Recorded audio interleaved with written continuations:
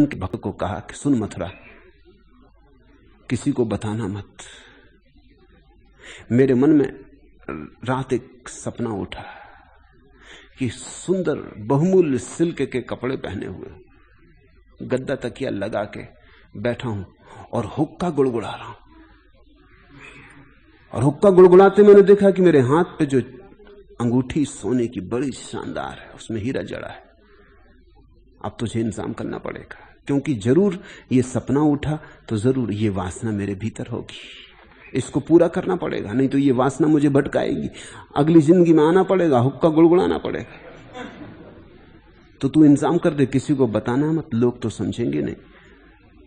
तो मथुरा तो उनका बिल्कुल पागल भक्त था। उसने कहा कि ठीक। वो गया, उसने चोरी छिपे सब इंतजाम कर लाया। बहुमूल्य हीरे की अंगूठी खरीद लाया, शानदार हुक्का लखनवी, बहुमूल्य से बहुमूल्य रेशमी वस्त्र, और आश्रम के पीछे गंगा के तट पर उसने गद्दा तकिया लगा दिया। और रामकृष्ण बैठे शान से गद्दा तकिया लगा के अंगूठी में अंगूठी डाल के हुक्का बगल में लेके गुड़गुड़ाना शुरू किया। वो पीछे छिपा झाड़ के देख रहा कि मामला अब क्या होता। अंगूठी देखते जाते हैं, कहते हैं कि ठीक बिल्कुल वही है, देख ले रामकृष्ण, ठीक से देख ले और खूब मजा ले ले, क्या रे नहीं तो फिर आना पड़ेगा।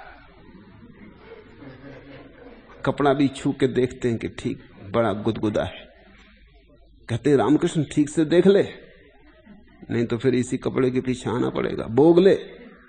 हुक्का गुड़गुड़ाते हो, कहते हैं रामकृष्ण ठीक से गुड़गुड़ा ले।